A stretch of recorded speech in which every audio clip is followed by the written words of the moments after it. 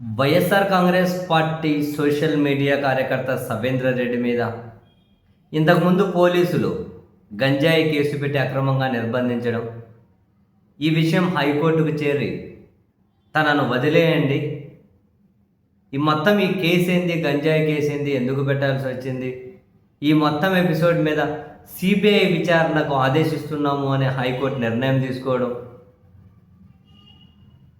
అప్పుడు పోలీసులను బాగా పూర్తిగా ఇరుకున పడేసింది ఈ మొత్తం ఎపిసోడ్ అంతా కూడా. ఆ తర్వాత పోలీసులు సుప్రీంకోర్టుకి వెళ్ళారు. ఆంధ్రప్రదేశ్ హైకోర్టు ఆదేశించిన సిబిఐ విచారణను ఆపేయించమని చెప్పి వాళ్ళు సుప్రీంకోర్టుకి వెళ్ళారు.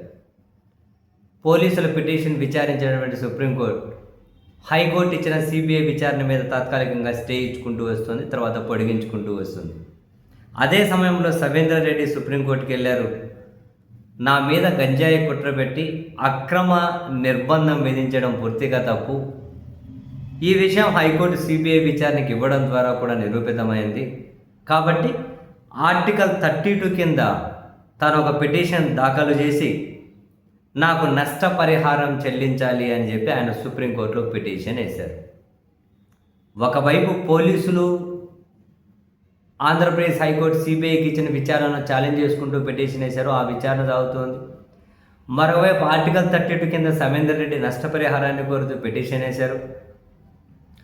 దాన్ని విచారించిన సుప్రీంకోర్టు తాజాగా ఆంధ్రప్రదేశ్ డీజీపీకి, ఎస్పీకి, గుంటూరు పోలీసులు కదా అరెస్ట్ చేసిన అయితే ఆ ఎస్పీకి నోటీసులు జారీ చేశారు. తాను కోరిన నష్టపరిహారం ఏదైతే ఉందో ఆ నష్టపరిహారం మీద మీ సమాధానం ఏంటి అని, తదుపరి విచారణలోగా సమాధానం చెప్పండి అని జనవరి 5వ తేదీకి తదుపరి విచారణ వాయిదా వేసుకుంటూ, మరొకవైపు ఆంధ్రప్రదేశ్ హైకోర్టు సిబిఐకి ఇచ్చిన విచారణ మీద కూడా స్టేని జనవరి 5 వరకు పొడిగించుకుంటూ సుప్రీంకోర్టు నిర్ణయం తీసుకుంది.